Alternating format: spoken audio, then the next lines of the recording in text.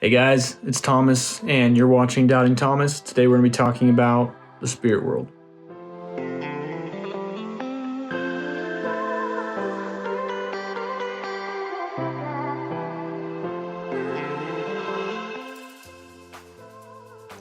When we die, our bodies stay on the earth, and our spirits go to the spirit world.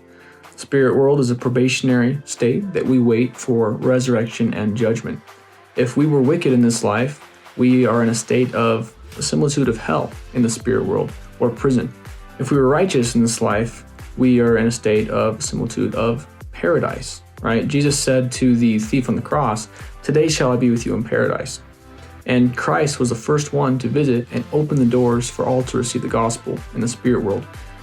When he died, right, he was in the tomb for 3 days. He wasn't just chilling in the tomb.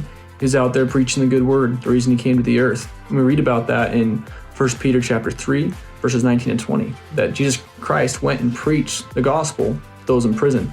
What prison? Well, it's fulfilled of a scripture in Isaiah 61:1, that the Messiah would come and preach the gospel to them that were bound and them that were held captive by sin, and only able to be released from that by Jesus Christ through faith in him and his gospel.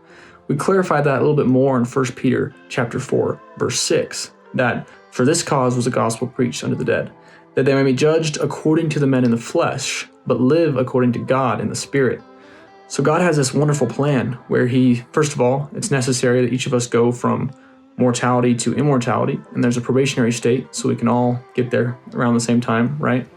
But he also has a plan that allows everyone to learn the gospel, even if they didn't have a chance on earth, right? All these people in China, in India, in all throughout Asia, they never heard of Jesus Christ. They have an opportunity in the spirit world, and Christ was the first person to open that door, first our God, right?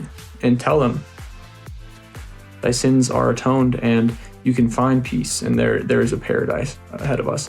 Great place to look into this if you want to study more is in Luke 16, the story of the rich man and the poor man, and what parable God uses to describe the spirit world.